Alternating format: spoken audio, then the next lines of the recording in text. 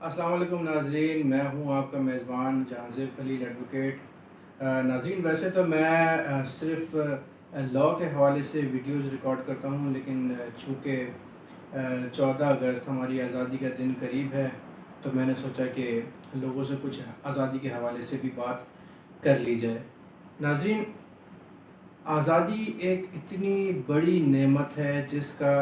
ہم خدا کا جتنا بھی شکر ادا کریں کم ہے۔ ہمارے سامنے جو زندہ مثالیں ہیں جہاں پر لوگ آزاد نہیں ہیں، شام دیکھ لیں آپ لیبیا دیکھ لیں، آپ فلسطین دیکھ لیں، یہاں پر لوگ نہ اپنی مرضی سے حرکت کر سکتے ہیں، نہ کہیں جا سکتے ہیں، اور نہ شام ہی اپنی مرضی سے کچھ بول سکتے ہیں۔ ناظرین، ہمارے جو بزرگ گزرے ہیں، ہمارے جو رہنما گزرے ہیں، انہوں نے آزادی کے لیے کتنی جد و جہد کی ہے، میں آج آپ کو اپنی اس ویڈیو میں بتاؤں گا، اور اس کے بعد آپ کو احساس ہوگا کہ یہ آزادی کتنی بڑی نعمت ہے۔ ناظرین، بر صغیر میں انگریز سن 1600 میں آئے۔ برطانیہ کے کچھ تاجر جنہوں نے بر صغیر میں تجارت کرنی تھی اور اپنی برطانیہ کی معیشت کو بہتر بنانا تھا، انہوں نے ملکہ الزبتھ سے اجازت لی کہ ہم بر صغیر کے کچھ تاجروں کے ساتھ تجارت کرنا چاہتے ہیں، اور انہوں نے ایک کمپنی بنائی۔ ملکہ برطانیہ سے ان کو اجازت ملی اور انہوں نے ایک کمپنی بنائی، ایسٹ انڈیا کمپنی۔ اس کا نام تو آپ نے سنا ہوگا۔ یہ ایسٹ انڈیا کمپنی کے بنانے کے بعد انہوں نے بر صغیر کے چند مغل حکمرانوں کے ساتھ رابطہ کیا اور بر صغیر میں تجارت جو ہے وہ شروع کی، اور تجارت شروع کرنے کے بعد آہستہ آہستہ انگریز اتنے اثر و رسوخ والے ہو گئے تجارت کرتے کرتے کہ وہ بر صغیر پر قابض ہونا شروع ہو گئے، اور آہستہ آہستہ انگریز بر صغیر میں داخل ہوتے چلے گئے۔ چونکہ ہمارے جو مغل حکمران تھے وہ اتنے کمزور تھے، ان کی حکومتیں اتنی کمزور تھیں کہ ان انگریزوں کا کچھ بھی نہیں کر سکے۔ اور ایک دن ایسا بھی آیا کہ سندھ کا ایک مقام ہے میانی، وہاں پر انگریزوں نے حملہ کیا اور وہاں پر فیصلہ کن لڑائی ہوئی اور بہت قتل و غارت ہوئی، اور انگریزوں نے مسلمانوں اور ہندوؤں کو وہ اس لڑائی میں ہرا دیا اور سندھ پر قابض ہوئے۔ انہوں نے سندھ پر قابض ہونے کے بعد انہوں نے کشمیر پر حملہ کیا، اور کشمیر پر قابض ہونے کے بعد انہوں نے کشمیر 75 لاکھ روپے کے عوض انہوں نے کشمیر راجہ گلاب سنگھ کے حوالے کر دیا۔ پورے بر صغیر پر انگریز جب قابض ہو گئے تو مسلمانوں اور ہندوؤں کی جانب سے انگریزوں کے خلاف مختلف مقامات پر بغاوتیں شروع ہو گئیں،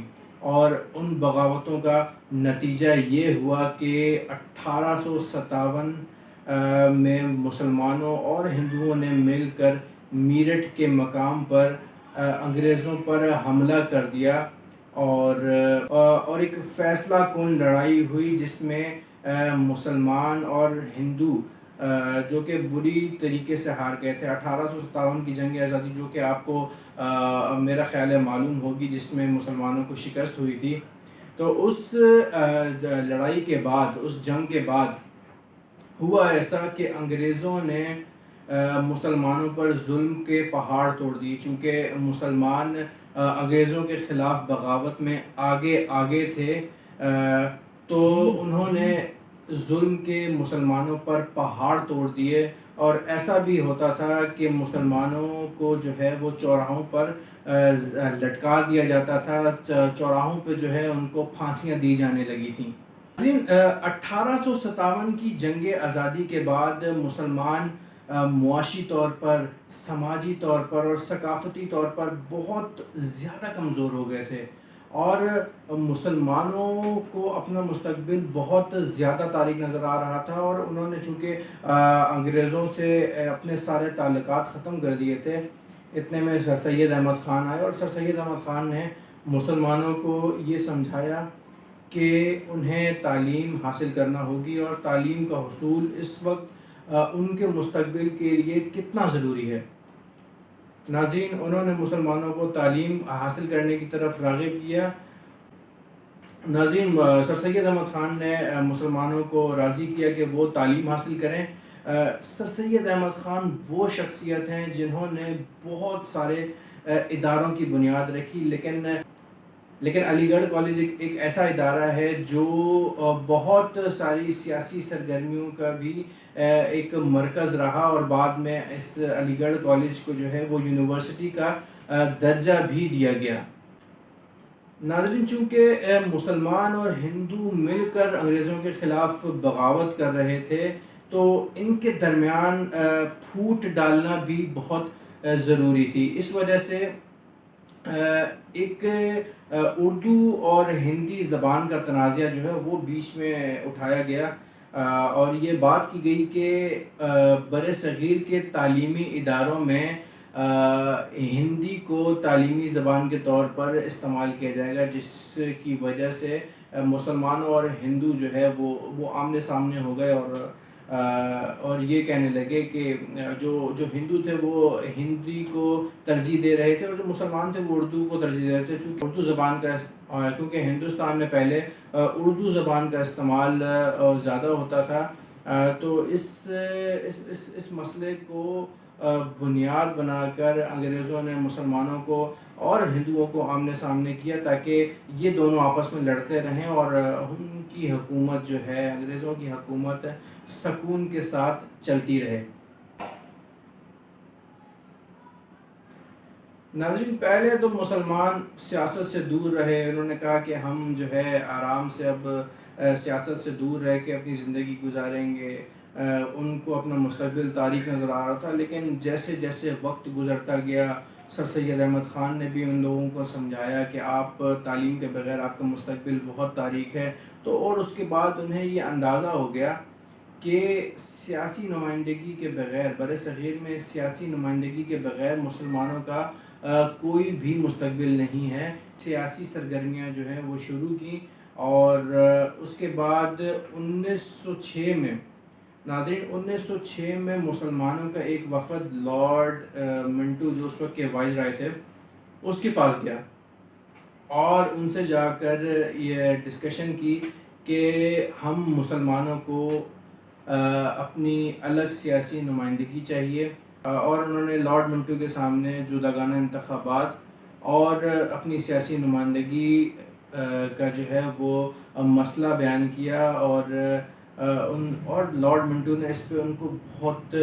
پازیٹیو جواب بھی دیا کہ ہم اس مسئلے کا حل کرنے کی بھرپور کوشش کریں گے۔ ناظرین، چونکہ مسلمان اب سیاسی طور پر تھوڑا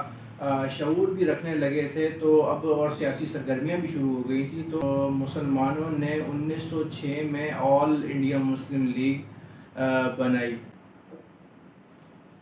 ناظرین، ہندو اور مسلمانوں کے درمیان جو تنازعات تھے وہ اتنے بڑھ چکے تھے کہ ان کو کنٹرول کرنا بہت زیادہ مشکل ہو گیا تھا۔ قائد اعظم محمد علی جناح، جو کہ پہلے کانگریس کے ممبر تھے، 1913 میں وہ کانگریس چھوڑ کر مسلم لیگ میں شمولیت اختیار کرتے ہیں، اور ہندو اور مسلم تنازعات کے علم بردار بن کر جو ہے وہ ابھرتے ہیں۔ قائد اعظم محمد علی جناح کی کوششوں کی وجہ سے 1916 میں معاہدہ لکھنؤ ہوتا ہے،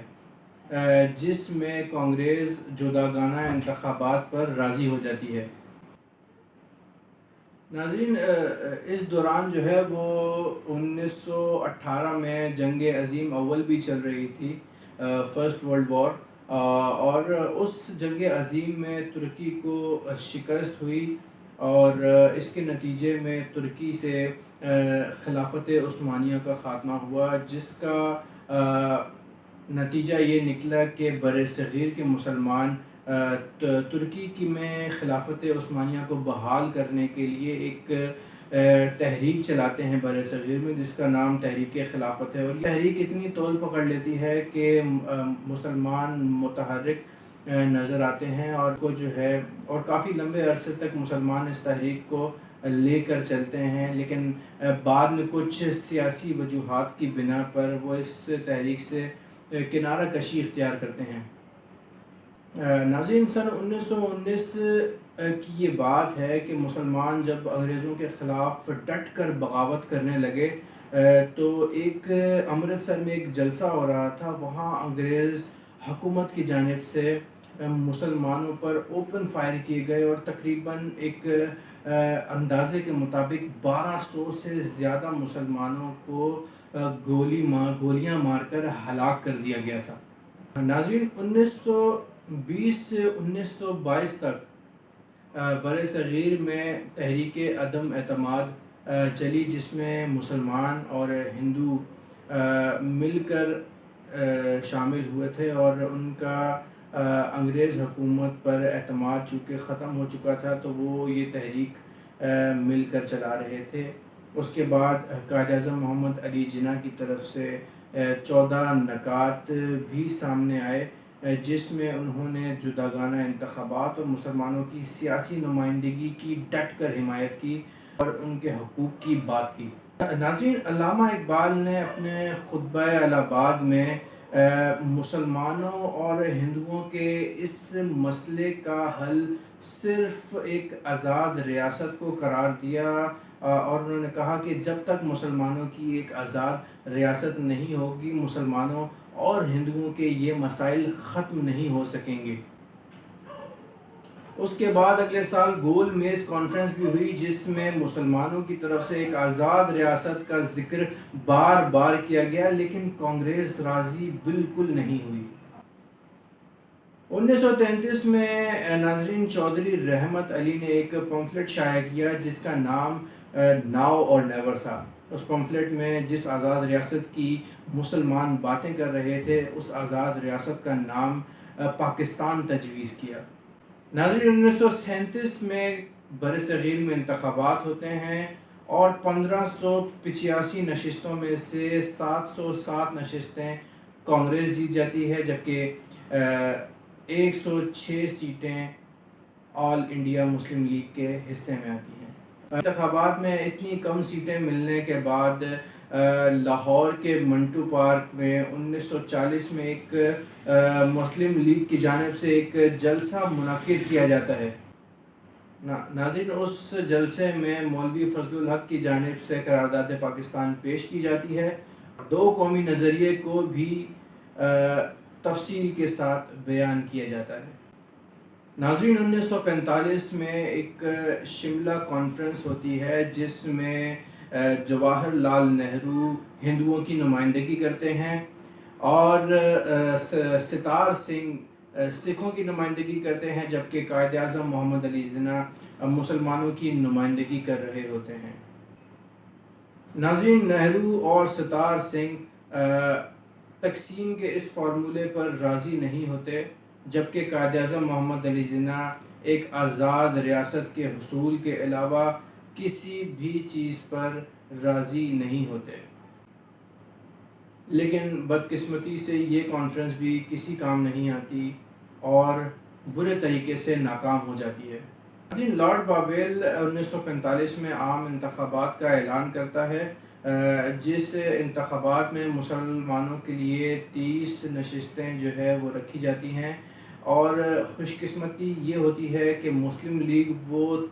تمام 30 نشستیں جیت جاتی ہے۔ ناظرین، بر صغیر میں مسلمانوں اور ہندوؤں کے درمیان تنازعات اتنے زیادہ بڑھ چکے تھے کہ انتخابات میں نشستیں جیتنے کے باوجود بھی حکومت کا بننا اور اس کا چلنا بہت زیادہ مشکل نظر آ رہا تھا۔ اسی کے پیش نظر 1946 میں مسلم لیگ کی طرف سے پورے بر صغیر میں مظاہرے شروع کر دیے گئے۔ چونکہ لارڈ بابیل مسلمانوں اور ہندوؤں کے درمیان ان مسائل کا حل تلاش کرنے میں ناکام رہتا ہے، تو برطانوی حکومت لارڈ بابیل کو واپس بلا لیتی ہے اور ان کی جگہ لارڈ ماؤنٹ بیٹن کو وائس رائے منتخب کر کے بر صغیر ہندوستان میں بھیجتی ہے۔ مسلمانوں اور ہندوؤں کے درمیان فرقہ وارانہ فسادات اتنے زیادہ بڑھ چکے تھے کہ ان کو کنٹرول کرنا بہت زیادہ مشکل ہو گیا تھا، لہٰذا 3 جون 1947 کو لارڈ ماؤنٹ بیٹن نے تقسیم ہند کا اعلان کیا، جس کی ذمہ داری ریڈ کلف کو دی گئی۔ ناظرین، ریڈ کلف نے بہت متنازعہ تقسیم کی، اور اس تقسیم کے دوران بہت سارے علاقے جو کہ ڈیولپڈ تھے وہ آزاد ہونے والے ملک ہندوستان کو دے دیے گئے، جبکہ پاکستان کے حصے میں ایسے علاقے آئے جہاں پر نہ ہی ڈیولپمنٹ تھی، نہ ہی فیکٹریز تھی، اور نہ ہی کوئی ترقی کے آثار نظر آتے تھے۔ ناظرین، 1857 کی جنگ آزادی سے لے کر 1947 تک کی یہ تھکا دینے والی جدوجہد جو مسلمانوں کی جانب سے کی گئی ایک آزاد ریاست کے لیے، جس میں لاکھوں مسلمانوں کا خون شامل ہے، ناظرین ہمارا یہ فرض بنتا ہے کہ ہم اس آزادی کو اتنی ہی اہمیت دیں جتنی دینی چاہیے، ورنہ ہمارے سامنے ایسے ملکوں کے حالات بھی ہیں جس میں لوگوں کا سانس لینا بھی دشوار ہے، اور ہم ان خوش نصیب لوگوں میں شمار ہوتے ہیں جو آزادانہ سانس لینے کے علاوہ پورے ملک میں جہاں بھی چاہیں حرکت کر سکتے ہیں۔ ناظرین، ہمیں آزادی کی اس نعمت کو بھرپور طریقے سے استعمال کرنا چاہیے اور اس کی ضرورت سے زیادہ قدر کرنی چاہیے۔ آج ہم الحمدللہ ایک ایٹمی طاقت بھی ہیں، آزاد بھی ہیں، اور اس دنیا میں ہمارا ایک مقام بھی ہے، اور ایک دن ایسا بھی آئے گا انشاءاللہ کہ پوری دنیا کے فیصلے پاکستان سے ہوں گے، اور یہ پوری دنیا دیکھے گی کہ پاکستان کس طرح ترقی کی منازل طے کرتا ہے اور اس دنیا پر غالب آتا ہے۔ میری دعا ہے کہ ہم پاکستان کو ابھرتا ہوا دیکھیں، ترقی کرتا ہوا دیکھیں، اور پھلتا پھولتا ہوا دیکھیں۔ پاکستان زندہ باد۔